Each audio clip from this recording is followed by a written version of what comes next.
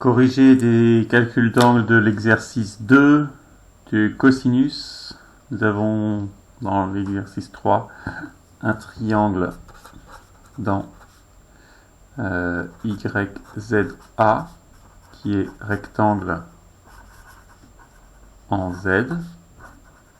On voit que l'angle que l'on cherche, c'est l'angle ZYA et son cosinus, ZYA, est égal au côté adjacent qui est YZ sur l'hypoténuse qui est YA, c'est-à-dire ici 18 sur 25.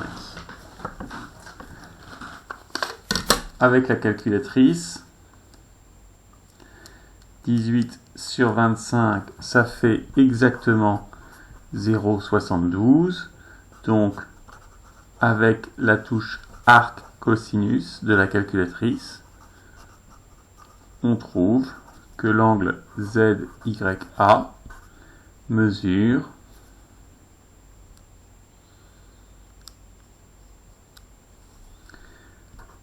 environ 43,94, mais on demande un arrondi au degré près, donc environ 44 degrés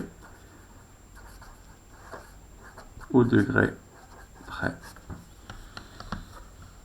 On va utiliser le même principe dans les autres exercices.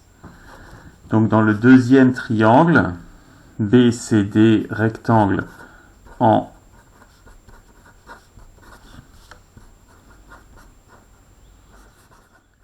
B, on a le cosinus de l'angle qui m'intéresse, c'est-à-dire l'angle BCD, c'est le côté adjacent BC sur l'hypoténuse CD, c'est-à-dire ici 1/24e, et toujours avec la touche arc cosinus, on a l'angle BCD qui vaut, alors j'utilise ma calculatrice pour faire arc cosinus de 1/24e et je trouve environ 87,61, c'est-à-dire 88 degrés, toujours au degré près.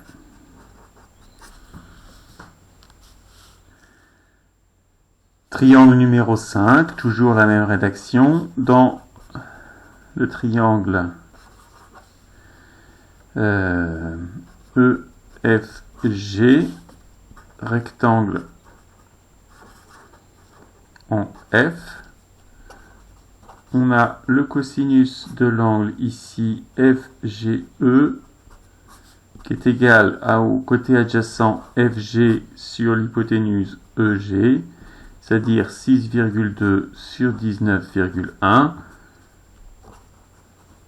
avec la touche arc cosinus, on a arc cosinus de 6,2 divisé par 19,1, l'angle FGE mesure environ 71 degrés, puisque c'est 71,5 degrés, toujours au degré près.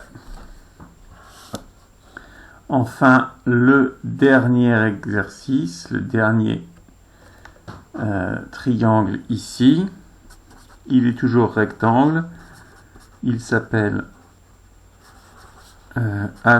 HIJ, rectangle en I. On a le cosinus de l'angle, donc ici c'est IJH, qui est égal au côté adjacent IJ sur l'hypoténuse HJ, c'est-à-dire 7,3 sur 10,9, et en tapant arc cosinus de 7,3 sur 18,9 sur 10,9, pardon, on trouve que l'angle IJH mesure environ 47,95, c'est-à-dire environ 48 degrés au degré près. Voilà pour ces exercices.